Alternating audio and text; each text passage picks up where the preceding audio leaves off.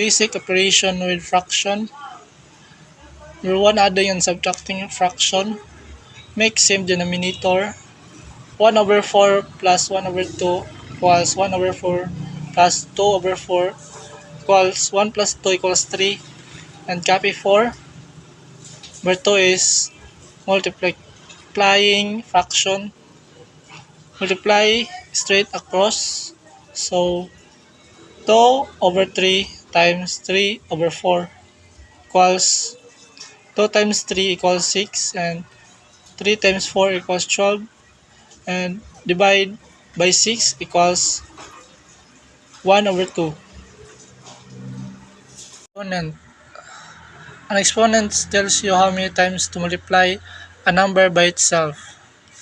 We have a exponent of n equals a times a times a times a. A equals base and n equals exponent or power.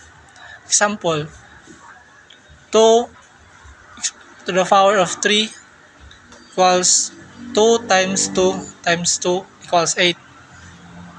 Remainder theorem. If a polynomial f times x is divided by quantity x minus a, the remainder is f times a. Example, f of x equals x cubed minus 4x squared plus 5 minus 2.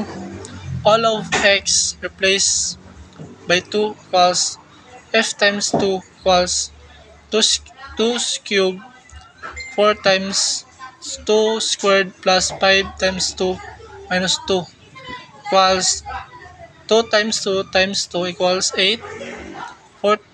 2 times 2 equals 4. 4 times 4 equals 16. And 5 times 2 equals 10. And copy negative 2.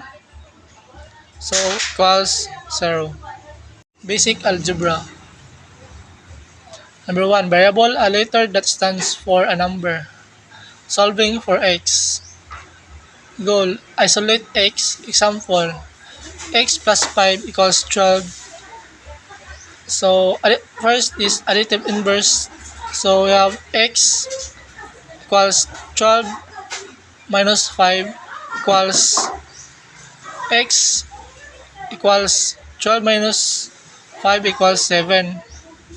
Solving two-step equation.